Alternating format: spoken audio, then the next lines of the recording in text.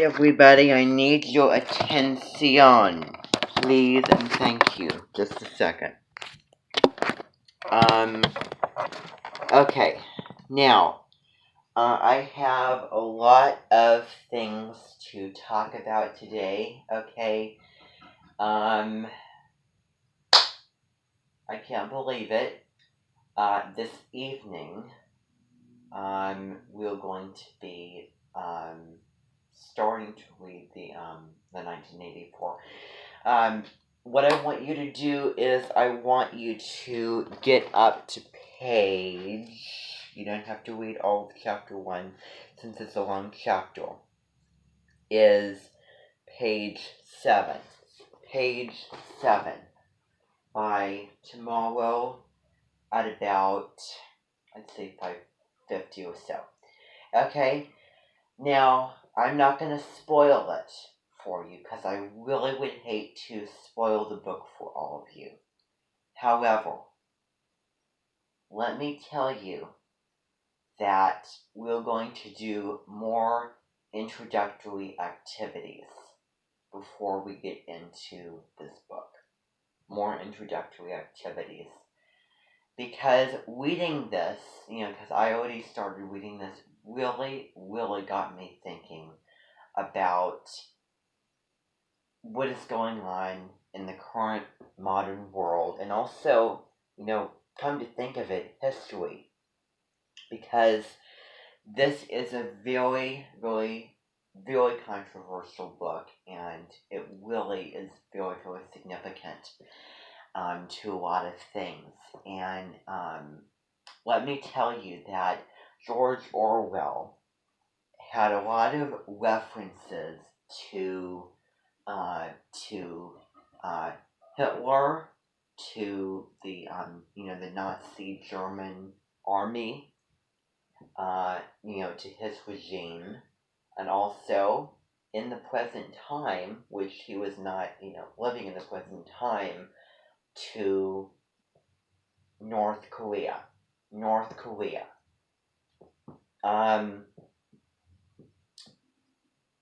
So I really, really want you to think about those two references, and you can come up with other references as you're reading this book. And I think that as we're going along, because I know that you're all really excited to get into it, as we're going along, we will be learning about the history of North Korea and what's going on, with North Korea, and watching a documentary about a young man who was a recent graduate of a school in Cincinnati, Ohio. He was going around and he went on this really, really tall building in North Korea to a forbidden floor, and he saw all these really, really bad, hateful things written to the Western people and of American people, and he found a sign and he took it, and they had security cameras there, to see. And then when he got on the plane, he was caught. The police came and they caught him, and they took him to a courtroom and he tried out, and he, I don't know what happened to him. He was badly attacked by the government very severely and almost fatally, and he got back to America. And, especially thinking about, what just went on yesterday with 9/11, I'm not talking about yesterday or last year, but yesterday, 2001, all of those hate crimes, all those things come together. 9/11 is very, very different than the 1984, but I think that this definitely really goes with, if you think about the planes crashing into Twin Towers and death of millions of people. So this book is not a book to be taken lightly. Let me tell you, it's very, very dense, and it is a very heavy read, but it's just like Wedding Night by Elie Wiesel. And I think that if because I read it way back in high school, and because I had to read it, but I didn't really read it because I was busy with other things. Had I had the leisure and more time with the book to actually sit down and slow down and focus and really engage and enjoy reading the story, I would probably feel the impact that so many people felt. Problem was, it was a lot to read, a lot of pages that it was like work, and I just didn't feel a whole lot of impact from reading the book. However, the only spoiler that I will give you for this book is that I think that you're going to be feeling some sort of impact when you read just the first couple of pages. And I really want you to compare also what is going on in the book to in the real life, because that's also going to be giving you an impact to how you know how life is here and how it is in the book. And you can probably all know this, but you'll probably gonna feel um, pretty fortunate about the situation, because it's unreal. What goes on in the book, because it's science fictional. It's a very, very serious book, let me tell you. And you're probably going to want to keep reading it, since I think it's one of those books that really, really grips you when you start reading it. Most definitely. I haven't gotten very far, and my first impressions of it are fairly positive ones. And I can see why that was on the Great American Read book list. And I believe that, generally speaking, it is absolutely more than perfectly fine if you are addicted to reading books rather than, say, Fortnite. It's more than, totally fine. Seize the moment when you feel like it and when you feel motivated. And you also don't have to be, in a perfect mindset to really read, however. So, that's what I want to tell you. Also, books for MKs, the video might be useful, do's and don'ts of reading classics. You would have to also maybe break it up, because it will kind of exhaust your mind, or you can have little mind breaks and then come back to it, and then break and then come back to it. That's really all that I can really think of for talking about that. Trying to think if there's anything else that I would thought to say, but yeah.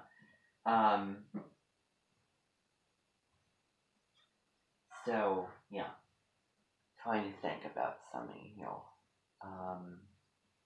Yeah. Well, I couldn't remember what I was going to say. It was probably along the same lines of what I already said anyway. Um, and I didn't want to, might be fluke, coincidental. However, moving cancer might be, might be part of it. But okay, I'm not gonna,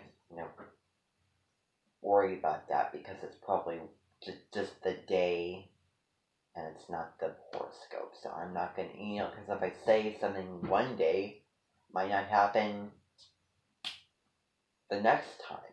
So I'm not going to do that.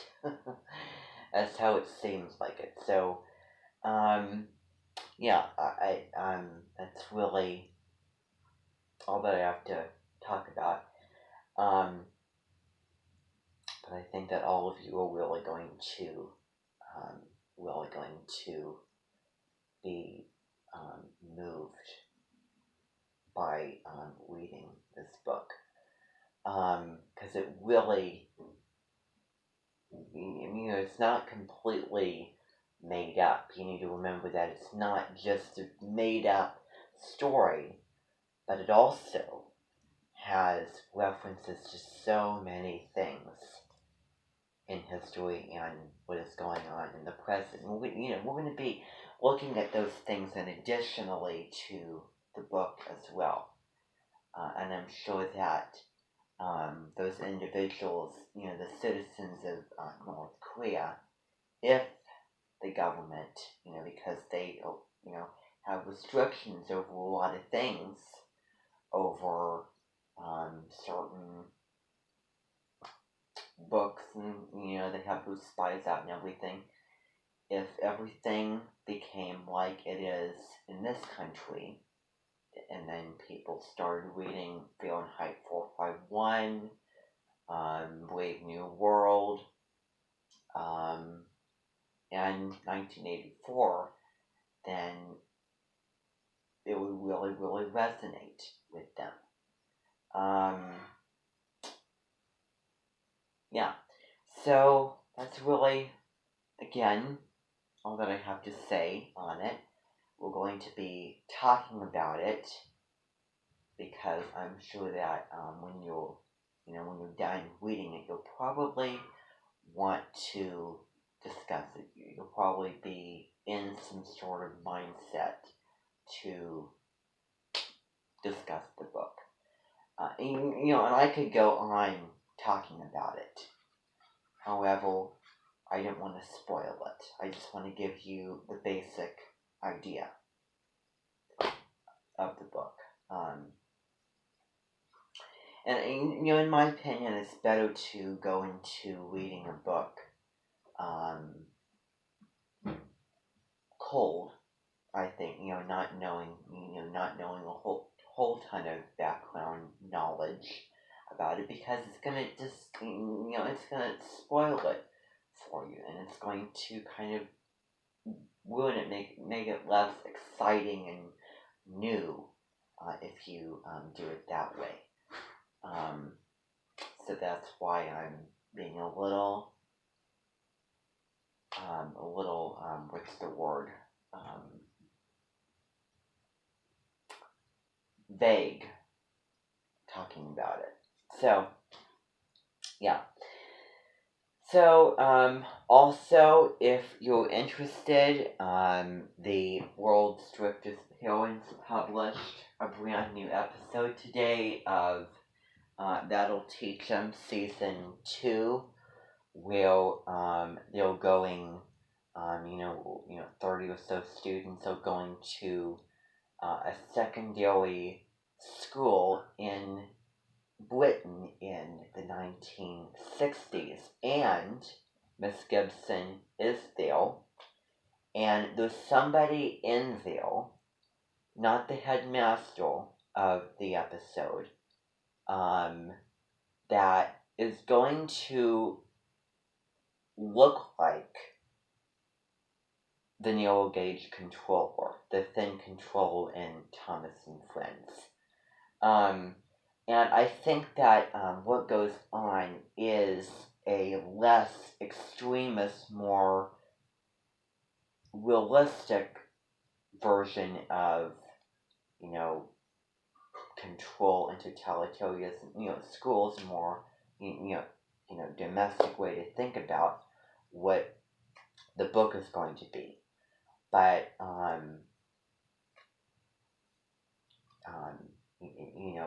what goes on in the book, as I said earlier, is just not real, and it's just unbelievable.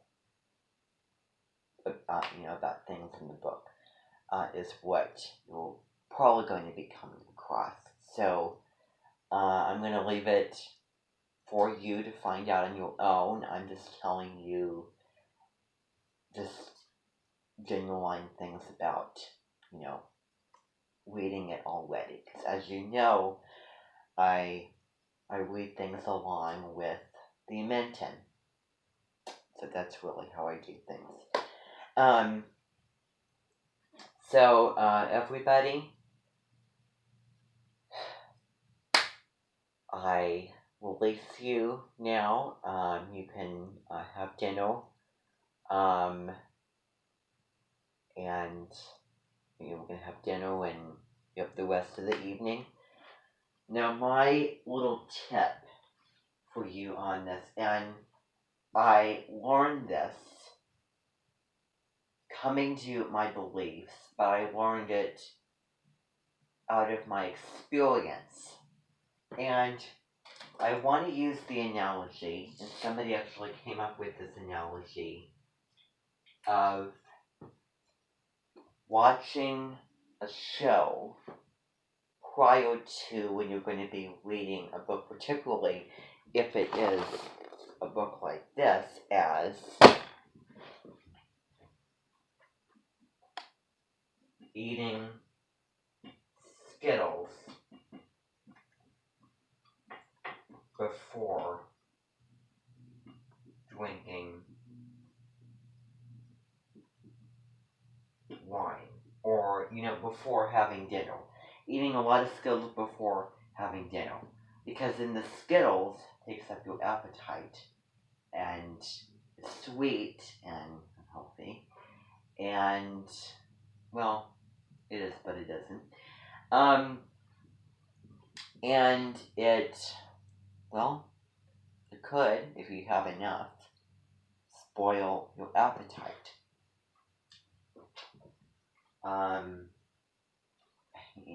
And books are a little bit more, they require you to use your imagination and to get into them. Not completely immerse yourself into them, but just get into them and focus on it. Just like wine is kind of an acquired taste, and you can't just drink, huge, gulps of it down, obviously. So that's, I think that's pretty self-explanatory. A million things could be said about it, but I'll just, let it speak for itself, really. Particularly the Dance Moms show. And I have to admit that I'm getting a little sick and tired of watching those, because I do think that they're getting a little boring with same old, go to competitions, drama after drama. However, it's still interesting, but I just want to tell you that it is a whirlpool. Whirlpool, it sucks you in. So, and then when you go to read, your mind, you're not in the mindset to read the book. So, I would suggest that would be a reward after you're done reading it, and you can watch a couple of those episodes that I might ask you to watch. Okay, And again, it's okay to read when you're dismotivated. Reading can't always be, a wonderful experience or something. However, it would definitely help and be a benefit to you. And I'm saying that not because I'm telling it to you, but because it is a lesson on to myself as well. So, yeah. So, everybody, that is it for today. I'll see you tomorrow.